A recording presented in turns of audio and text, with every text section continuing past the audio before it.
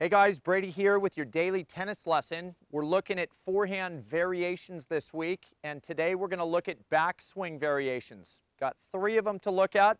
The first one that I don't really recommend a ton because it's a little too simple, a little too basic, but because I still see it around the club level, I wanted to touch on it.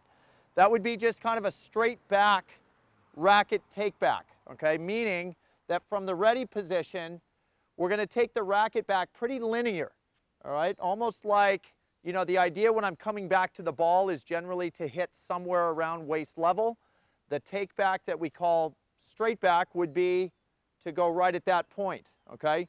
You know, pretty simple, pretty old school. I think a lot of us out there that are at least my age, you know, maybe had this racket take back for part of the time you were learning the game. I mean, it does keep life very simple. What I don't like about it is that generally, because it is so abbreviated and you can get to this position so quickly, there tends to be a hitch when we're actually swinging back to the ball with that straight back take back. So, you know, I would say to anybody out there that is using that straight back, let's try to work into something a little more modern, which would be the second one that we're going to touch on right now, which is more of the loop or the C-shape backswing, okay? And that backswing is pretty much 99% of tour players and high-level players. And I think you guys have, if you've seen any of my forehand videos, you know what I'm talking about here.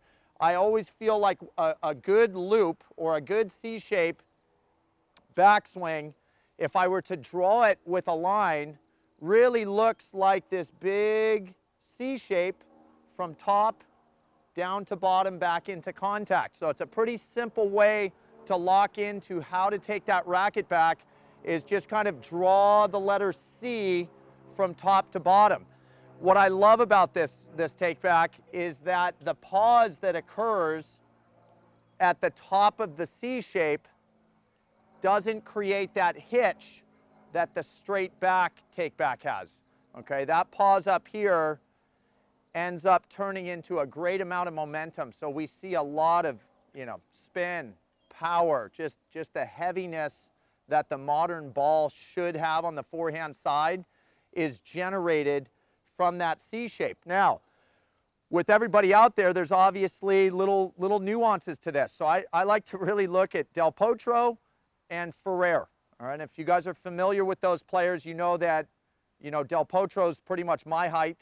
Ferrer's maybe 5'8", 5'9", and if you watch their backswings closely, the top of the racket for Ferrer, even though he's making that C shape, never gets above his head. Watch video of him really closely. It's a clear C-shaped backswing that stays relatively compact. Del Potro's the exact opposite.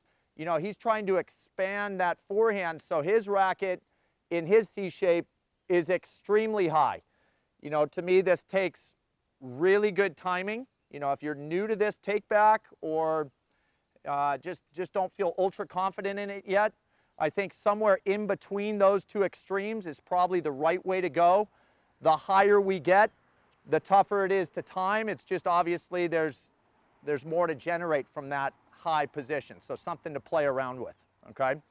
The third backswing, and this is kind of new to me, it's a Jack Sock take back. It is Nick Kyrgios. You'll see it once in a while.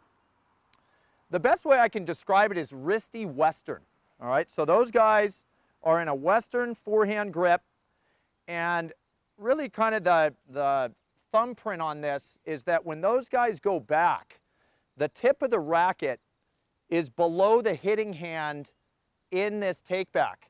All right, and what that generates, obviously Sock has a massive forehand, so does Kyrgios. It generates a ton of lag, but it just creates this huge, you know, momentum shift from behind to forward. So you see those guys hitting a ton of power, ton of spin. I find it interesting. I don't think I could hit that shot very well. Number one, the Western grip causes me some problems. And then just having that racket head sitting below my hand feels a little bit awkward. But I think it'll be interesting going forward to see if that's a trend that kind of gains some steam with other players, or if we just see it kind of sporadically with a handful of guys on tour. But definitely something to look at. And for some of you out there that aren't super locked into how you're taking the racket back yet, play around with it, see if it works for you, okay? So let's go ahead and look at a couple forehands here. The first, again, you know, I just wanted to touch on the straight back. I think you guys will see there's just such a long pause in this that as Mark feeds me the ball and I prep the racket, you know, there's not a lot of rhythm to this. It's back, I wait, and it's through, and it's so linear, I don't feel like I'm going to generate a lot of power, a lot of spin. It just feels kind of stiff to me. So let's work into the loop. Now, first one, I'll keep that loop relatively lower a la Ferrer. Little foreign to me here. Yeah, definitely feels loopy, but more compact. Not that I'm going to generate a ton of power with that, but probably a lot of control. And then we expand it a la Del Potro. Yeah, I mean, immediately as that loop starts to get up higher, I think you guys will feel the ability to start to generate a bigger swing, obviously, exploding on that ball more. So whatever you're out there looking for, control, power, play around with the height of the loop, right? And then the last one, I guess I'll give it one go here, Mark. Full Western grip. This is the wristy, you know, Western backswing. Let's have a look at it. Yeah, that's tough for me. I'm catching so little tennis ball. I just feel the ball sliding right off the racket. So to me that, you know, again, it's interesting because you're seeing some players on tour do that. You know, not that I maybe couldn't go out and practice that, but it just a little bit awkward for me. I don't like the feeling of the ball just basically sliding off the racket like that. All right, so that's the variations on the backswing. Straight back, C shape, also known as the loop, and then that variation with the wristy Western.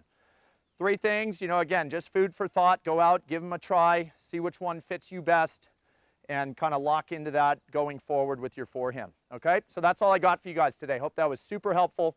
Please click like below this video, and if you have not subscribed to our channel yet, please do so, as well as check down below me in the description of this video. You'll find the link to 3 free courses Mark and I have put together. I think you'll find those very helpful as well. All right, so until next time, be well, and we'll see you soon at Daily Tennis Lesson.